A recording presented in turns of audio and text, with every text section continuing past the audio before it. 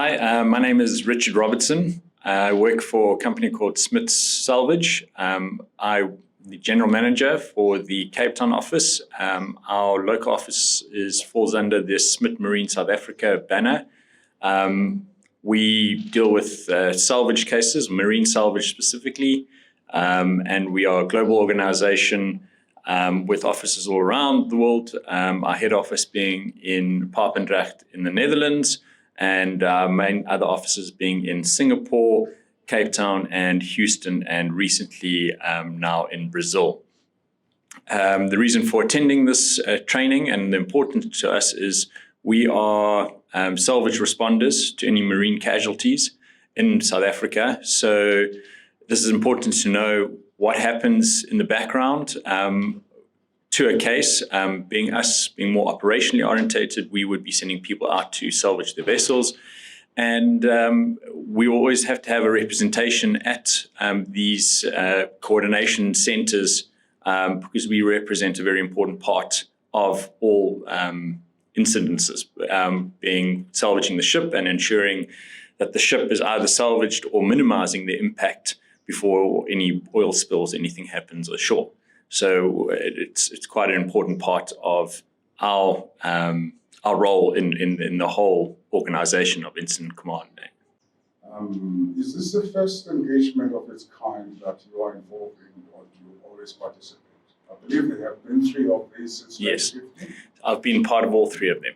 And in your view, what is the state of readiness of South Africa generally? I would say over the years, I've been in this industry for 15 years here in South Africa.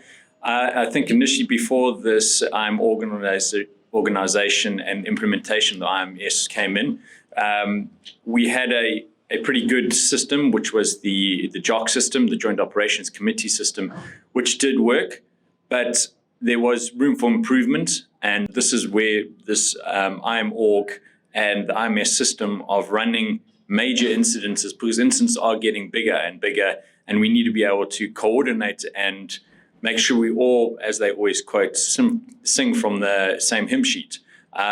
Without coordinating, bringing all the government organizations and commercial and industry together, you're not going to be able to have an effective response to any incidences. And that is why we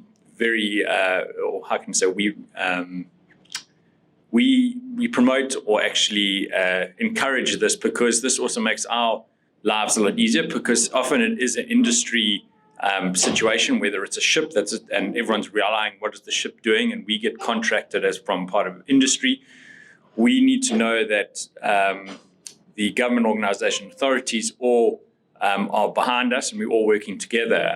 If everyone's doing their own thing, there's a mess, and we have had instances like this. And I think it's good that the whole focus now is that we need to have a unified command and move it from there. Just one final one. What would be your preference of weather conditions when the real exercise is conducted live? Yes. In the next 2 days? What would the weather prediction? What would be your preference of the weather conditions? To be honest, I would actually prefer it to be calm, because you need to walk before you run. My opinion is that we do these exercises, and we do tabletop exercises, and we do practical exercises. We need to first make sure we can walk, meaning we can do these exercises and do it practically in calm weather. And then we go ahead and find the worst day of a southeaster or a massive Cape storm, and then we do it then.